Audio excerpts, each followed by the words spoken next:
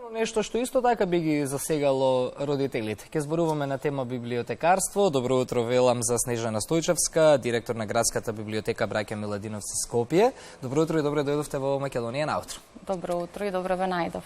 Едно интервју следниве 15 на минути како нов директор на функцијата, веќе ми кажавте 5 месеци од прилика на градската библиотека, па ќе дадем одговор на неколку навистина актуелни прашања поврзани со интересни и актуелни теми за нашите гледачи. Би сакал прво да поразговараме накратко за процесот на дигитализација кој што веќе е во тек неколку години. Како тече целиот тој процес на дигитализација на библиографските содржини во Браќа Миладиновци?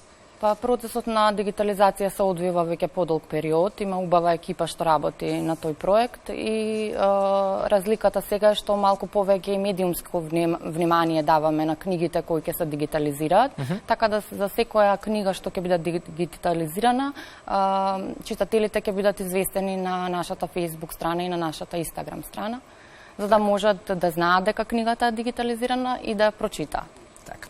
Ајде малку околу стратегиските планови на библиотеката за следниот период. 5 месеци како веќе сте на функција директор, она што е повод всушност за денешно гостување една убава иницијатива насловена Читај македонски книги и автори, нешто што потекнува, ова не го знам, само го претпоставам од вас како автор кој што доаѓа на функцијата од автор за авторите. Тоа дефинитивно ќе биде добар ветер во леќ. Тоа беше една од причините поради која се нафатив за оваа функција. Да промовирам македонската книжевност. Тоа и го правам веќе 15 на години, порано преку радио емисија, па преку списанието за книжевност, најстарото списание Современост.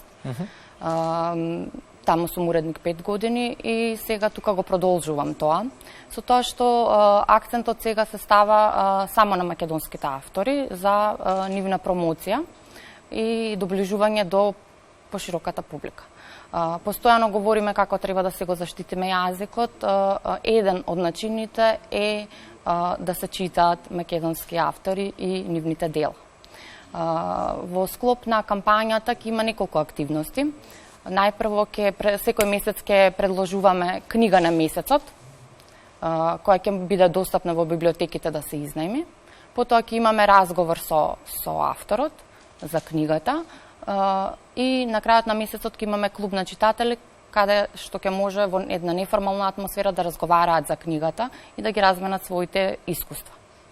Ова дефинитивно ќе значи доста не само за македонските автори, туку воопшто и за македонските книги, кои што верувам бива во доста голем број во библиотеката. Да, ќе биде во 2 циклуса, ќе биде првите 4 месеца до Нова година и потоа од февруар уште 4 месеца и секој месец еден автор, една книга, една издавачка куќа да се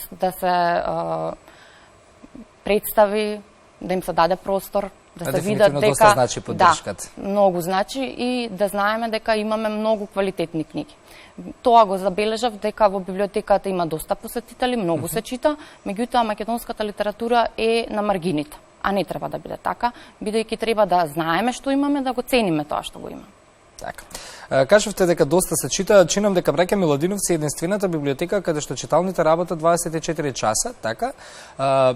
Убаво е да се знае, да се сподели податокот дека македонскиот народ сака да чита, дека сака да ги посетува библиотеките. Со што се располага Браќа Миладиновци? Имаме читални? Во Браќа Миладиновци моментално има 3 читални. Се подготвува и 4-та од септември. Читалните работат 24/7. Така. Меѓутоа имаме и читални во Страшо Пинџур, библиотеката. Тие работат од понеделник до петок од 8 наутро до 7:30. Тоа сакам да го напоменам за да знаат читателите дека кога некој за време на сесиите знае да биде преполно па да се чека место за столче, да знаат дека во близина исто во централното подрачје има уште една читална. Јас сакам да се сретнам и со градоначалниците на општините да потекнеме некоја иницијатива за отварање на уште читални. Се надевам дека ќе најдам на разбирање. Така. Сето тоа е во интерес на сите, посебно на луѓето кои што сакаат да читаат така убави книги, бидејќи дефинитивно од библиотеките го трасираме патот на писменоста на една нација.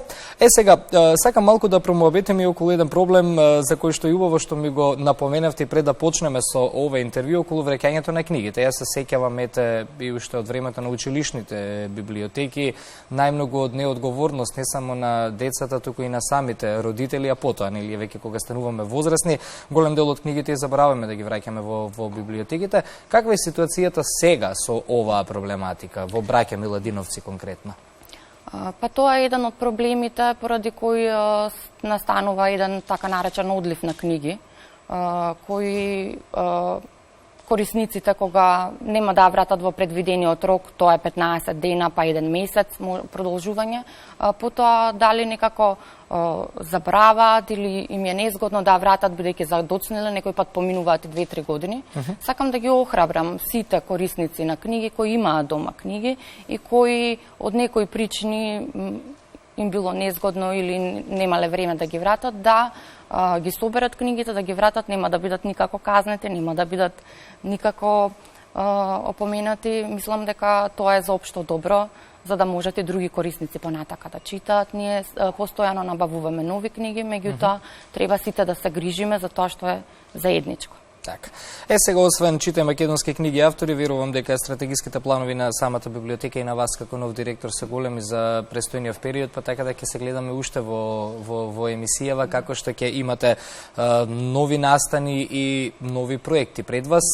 На заслужен годишен одмор сте веќе за кратко, меѓутоа од септември почнува некако секаде новата сезона, па верувам ќе имаме можност за уште повеќе интервјуа, па и да дојдеме на лице место во Браќа Миладиновци и да покажеме кое богатство всушност го крие оваа наша градска библиотека и од стари весници, стари книги, разгледници за старо Скопје, кои што се дигитализираат. Периодиката, најстариот весник што го има библиотеката е од 1936 година. Тоа е Вардар, чинам дека беше така. Да. И тоа е вистинско, што таму може само да се види. Вистинско богатство, а сега работевме прилог што ќе оди на еден форум во Кина за најстарата книга што има библиотеката, тоа се басните на Езоп. И книгата од 1566 година. Што се дигитализираше, тоа го видов на вашиот Facebook профил, така што исто така е за пофалба. Посакувам, се разбира, успешни проекти на функцијата, посакувам успешни интервјуа во Македонија наутро, се со цел да доловиме на гледачите што ќе представува вашата работа во иднина и активности, секако се гледаме таму на лице место. Би ни било чест. Благодарам.